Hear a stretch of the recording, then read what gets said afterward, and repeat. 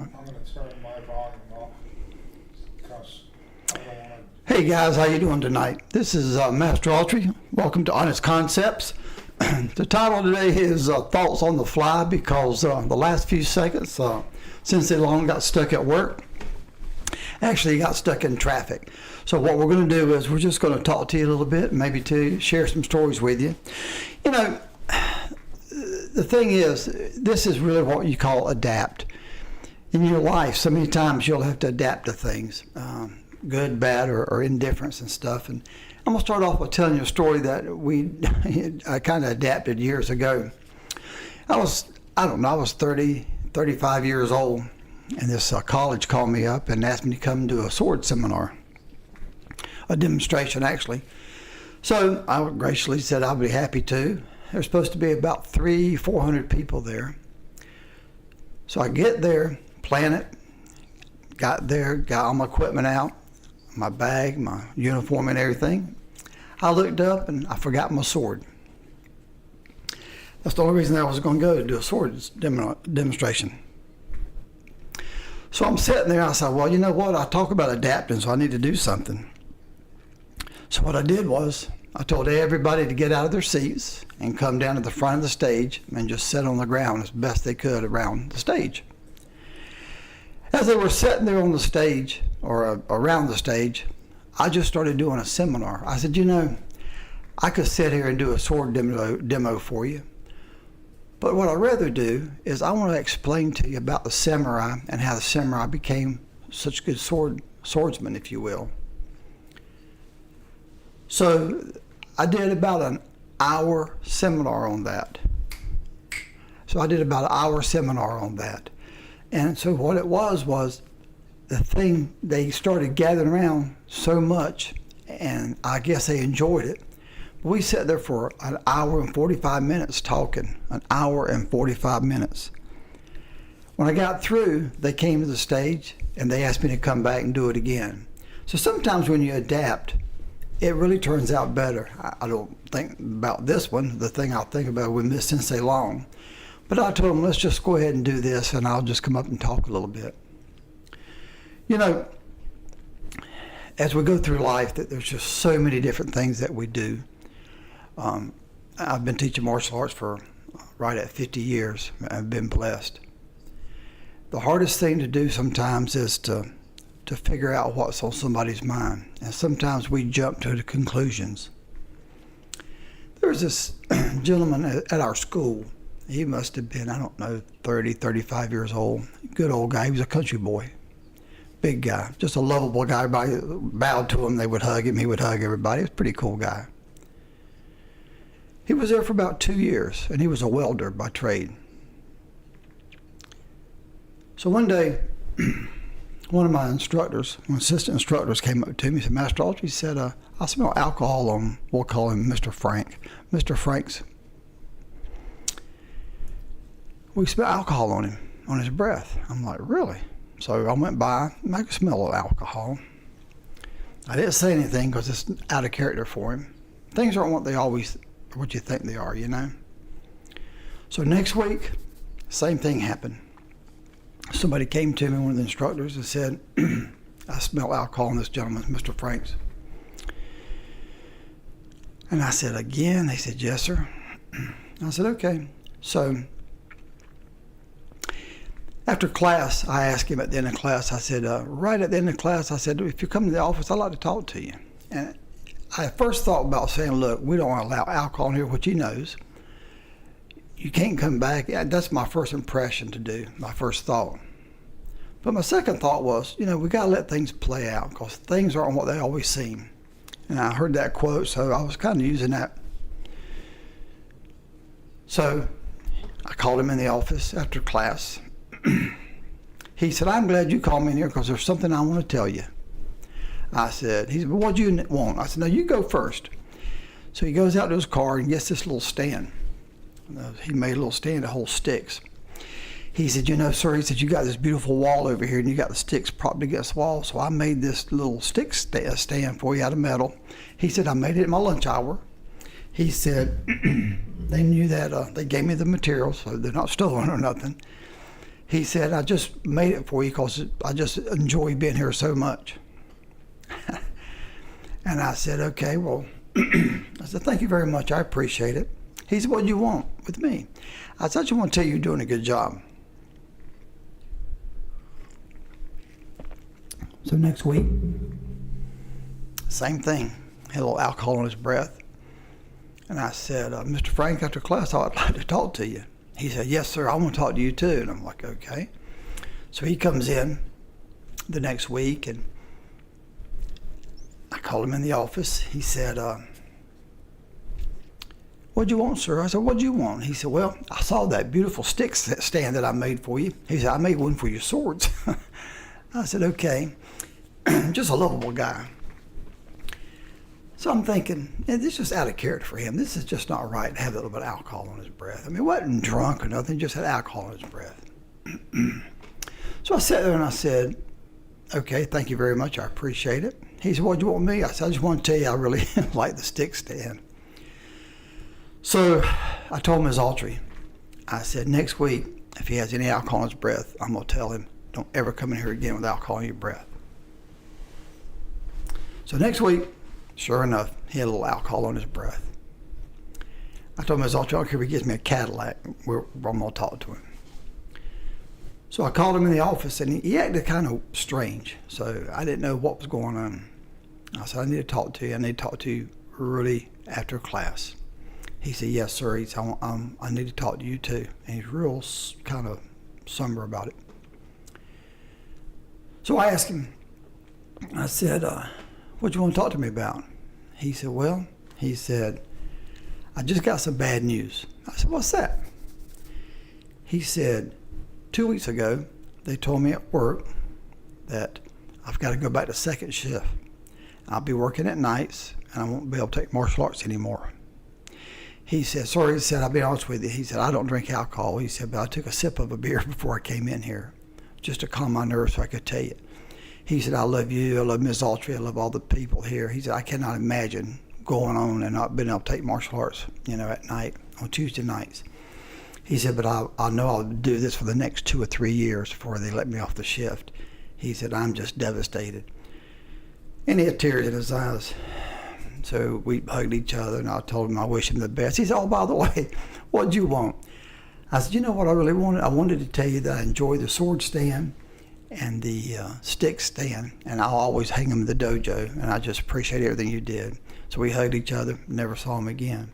So, things are not really what they seem. They really aren't most of the time, and I don't know who's watching this or listening to this. And if you got a situation going on in your life, whether it's at school or work or neighbors or whatever, most of the time things are really not what they seem. That's just a story I wanted to share with you real quick. And then we'll take a swallow of coffee and talk some more.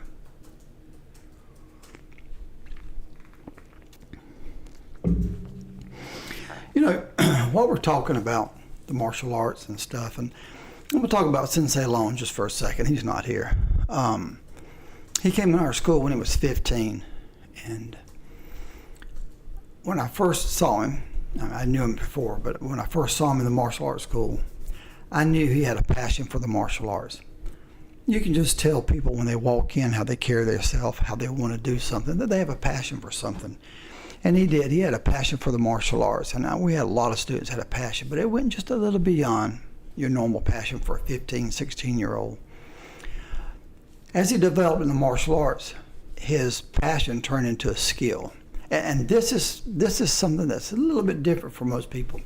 I've seen people have a passion for something, and it did not turn into a skill because I guess they didn't have the skill for it. But what happens is once that skill starts taking over, when you have a passion for something, it develops, and it's just like a flower or a tree or whatever. It blooms. That's what I look for in assistant instructors. I've been so blessed in the schools that I've owned and had, and I couldn't have done it without all the people and naturally Ms. Autry working up front and stuff. But when people came in, and the ones that really passion and they started blooming, this is where I look for an assistant instructor. And this is the same thing in work. I've waited tables and I've washed dishes and stuff to start the martial arts schools. I used to wash dishes, to midnight. 1 o'clock in the morning at some restaurants after I waited tables. I would just stay in the kitchen to get some more hours in. And I had a passion for the chefs, watching them cook. And people that know me, that if I didn't teach martial arts, I would have loved to have been a chef. I love cooking. I love trying to create dishes and stuff. But the thing is, we'll get back to the word passion. The passion comes in different forms. It comes in small forms, and it changes. The road will change for you. I started out in the passion for the karate and judo. Then I got into more of the jiu-jitsu and hapkido, which my passion led that direction. But I had a chance to blend them together, and that's what it is. I was talking to a young man. Gosh, I think I even mentioned on the podcast a couple weeks ago. I met him at the coffee shop. His name was, what was his name, Ms. Autry? The guy at the coffee shop? I think it was Charlie. I think it was Charles or Charlie. Forgive me if I'm wrong. But anyway, he wants to start his own coffee business. He wants to start doing his own beans and roasting his beans and stuff. I talked to that young man for 5 minutes. A nice, clean-cut young man. And when I was talking to him for the 5 minutes, the passion I could feel for the coffee from this gentleman was just, it was ecstatic. It really was. He just had a passion for it. So I don't know if I'll ever contact him again, or we might contact him and get coffee. But I know for a fact he'll absolutely have a great coffee business because he has a passion for it. The thing is, when you have bumps in the road, and we all do. I mean, Sensei Long and I talk about this all the time. There's bumps in the road. When you have a bump in that road, what happens is, if you have a passion, you just go right with the button and keep going. But if you don't really care about it and your passion's not quite there, you have a bump road. I'm not going to do that anymore. It's easy to give up. But, many a night I prayed to the good Lord that the doors would open in my martial arts school, and it did. It did. It just opened up wide. The first school in Matthews that we had, they didn't even want me to have a sign up. The person, I think, on the board, her husband had a martial arts school, and they wouldn't let me put a sign up. They kept saying, you got to take it down. And I'm like, how do I have a martial arts school and don't even have a sign? Couldn't find out, just the word of mouth. I didn't have a sign up by the road. They kept tearing it down. But the school had just people just flocking in. Because I guess the people could feel our passion. And then the students started getting it. It's infectious. It really is. If you have a passion, somebody else gets excited about it, and that just goes on. So anybody watching this or hearing this or seeing this, whatever, if you do have a passion for something and you get excited about doing it, just keep thriving. I mean, anybody can say, well, I did this the way, or I did it this way, and you need to do it. You do it the way you think is best for you, What works for me might not work for you. And I've had so many people through the years say, well, you need to do this, this, or this. And I know they're trying to help, but that's not necessarily true. Because what might work for me might not work for Pool Mike or Ms. Autry or Joe Blow or anybody. And by the way, I want to thank Pool Mike. He's sitting in here tonight. He's got his computer on the other side. Guys, I'm not a computer man. I'm not. I don't even know how to turn these things on. But the thing is, I have people around me knows how to do this. Yes, Ms. Autry. You had a question? I have a couple people. Couple people, okay. Jenny Easter, she says she could listen to these stories all day long. Hey, Miss Jenny, how you doing? And Pool Mike, he says, thinking on the fly is really creative thinking and lets us take risks we may not normally take. Wow, that's true. Read Miss Jenny's again. She could listen to these stories all day. Okay. Well, thank you. I appreciate it. Pool Mike, again, he says, real life experience talking tonight. So. It is real life talking, and it's hard just to get up here and just to talk like this. I've done seminars where I've had 500-600 people on stage, and I prepare for that. This is something a little bit different for us. This is something I don't normally do, just sitting there talking like this. When I tell you these stories, it's because I've had the experience, and I enjoy them, I've taught so many people, and I've had so many different directions to go in the martial arts. But one thing I noticed that in martial arts, we have three things. We talk about the three levels of the martial arts, which is mechanics, physics, and dynamics.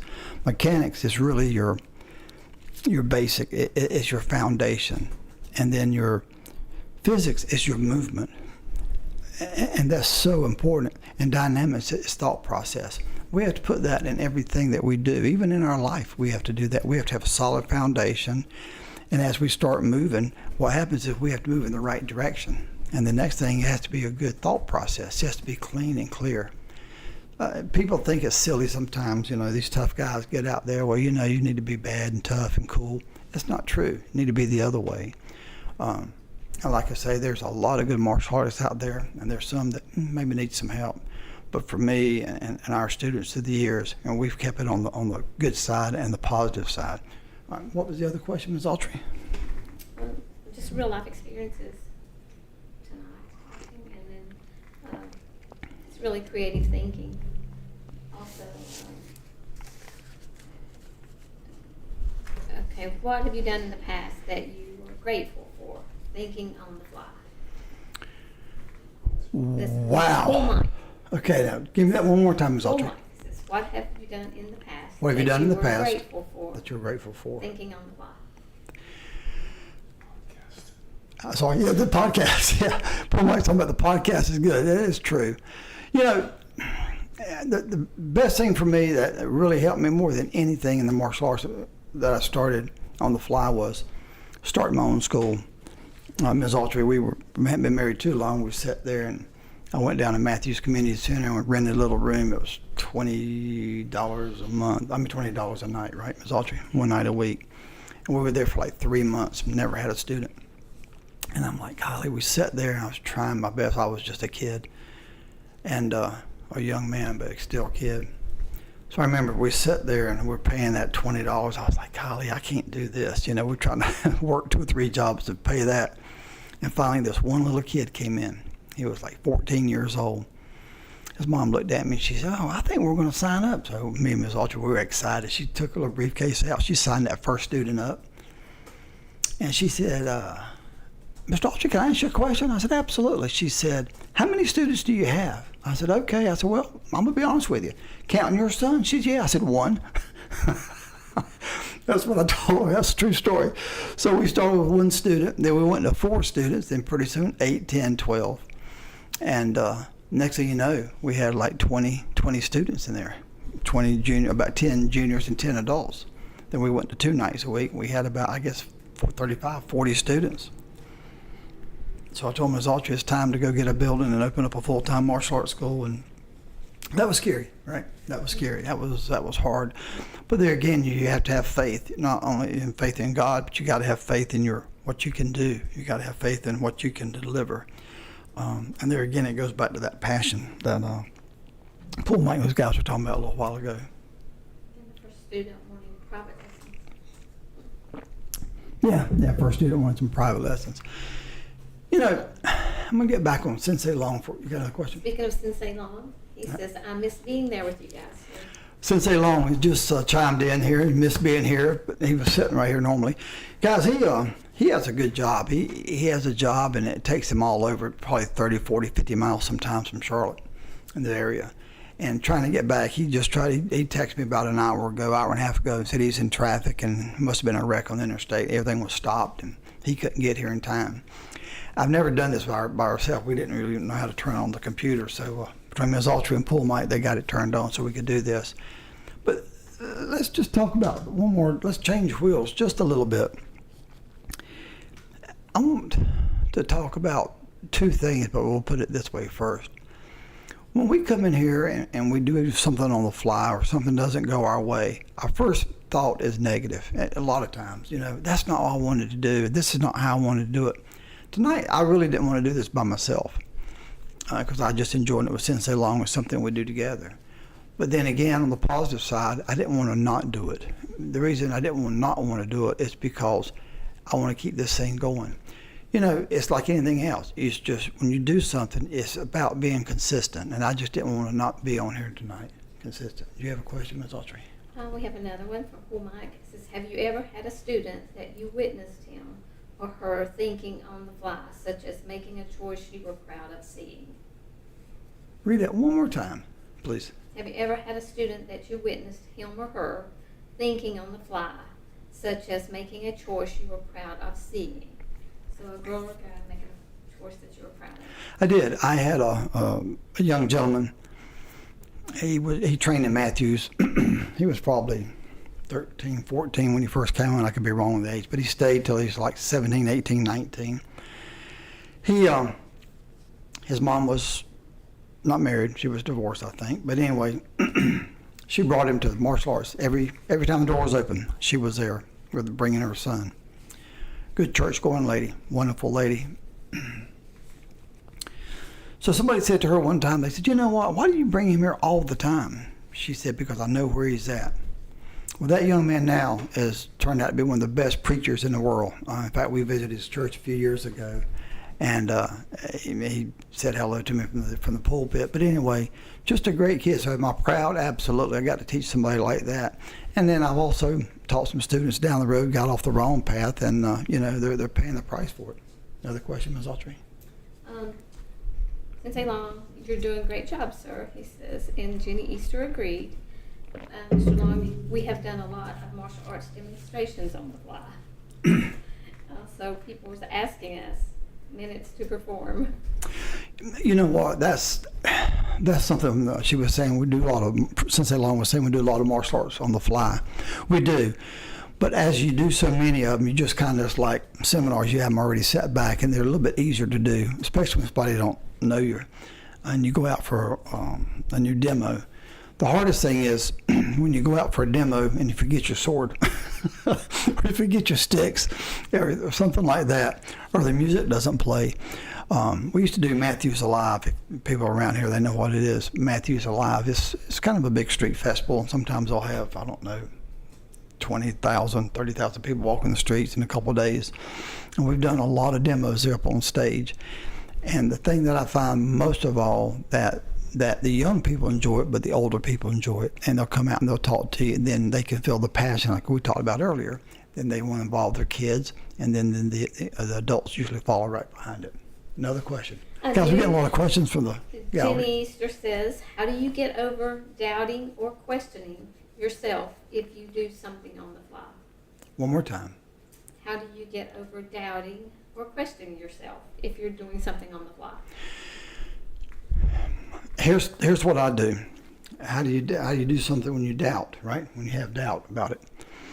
If you're going to do something that you have confidence in that you can do. I'm not going to get up here and talk about gardening. I'm not going to get up here and talk about fruits or raising vegetables, like Sensei Long can talk about that. But I'll talk about martial arts or stories. Have something that you have confidence in. That's what I normally do. The hardest thing is, things that you don't know and you try to pretend that you know. I know martial arts. I know a little bit about cooking, I feel like. So that's what I'm going to stay with. I talk about a lot about the martial arts, but the people in the martial arts. It's not the techniques or stuff. There's a lot of instructors around, but it's the people that I got to train in the martial arts. That's more than anything. But yeah, that's what I'll try to stick with. Something that you have confidence in, and something that you feel like you know pretty well. All right, Ms. Autry. Says Sensei Long. Yes, sir. After a few times of doing demos on the fly, it becomes much easier.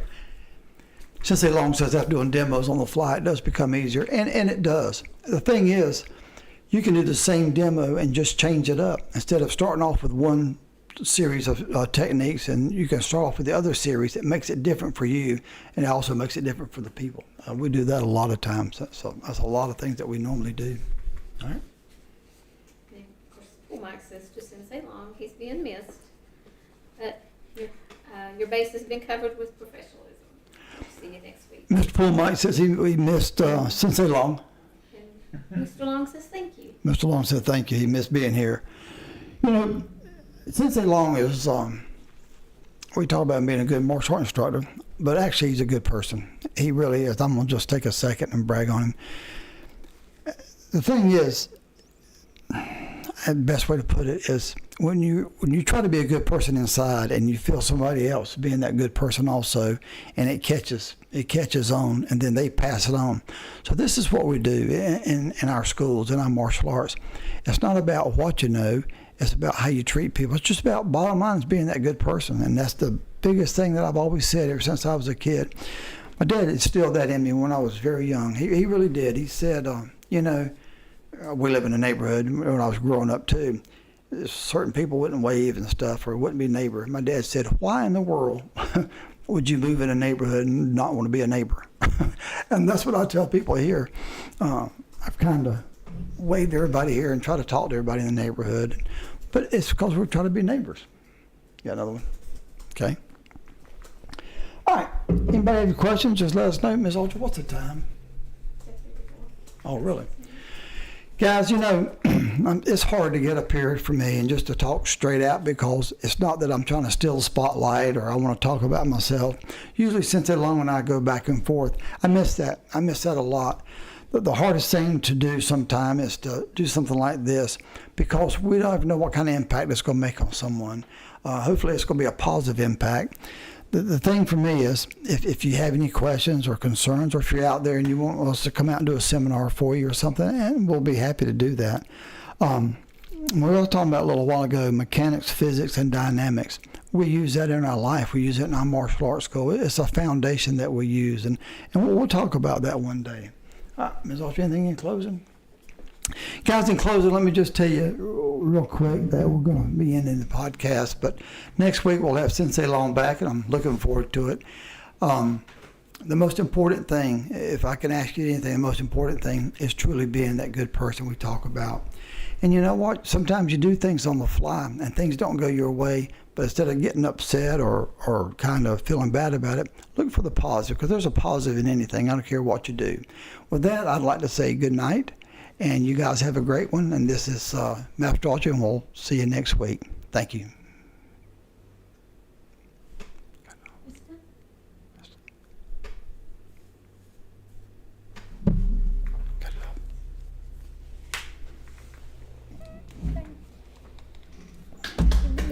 Man. Phew. Guys, you don't know how stressful that was. Yeah. I was trying It to. was smooth. Was it pretty smooth for one Yeah, person? Was it? Absolutely. I could have never done it, but you did. Yeah. Would you like some water or coffee or tea or anything? You know, I'm gonna go I'm home. kind of late asking that, ain't I? You know, Was it okay? Or, Was it okay? yeah, What I said? absolutely. Got some feedback here. Jenny is asking question, and since he was feeding the things there in there, which I don't know if you got to hear it. What? I bet it's since they're long. If what? Who was feeding it things like we were doing seminars on the fly. Yeah. You know, a last minute. Okay, hey guys. He can still hear the string going. It's not cut off. How did I do? I couldn't. Can you hear it now?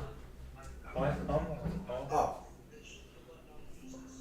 Stop streaming. The button says I stop did. streaming. Okay. Keep hitting it. I'm off here. Stop streaming. Okay.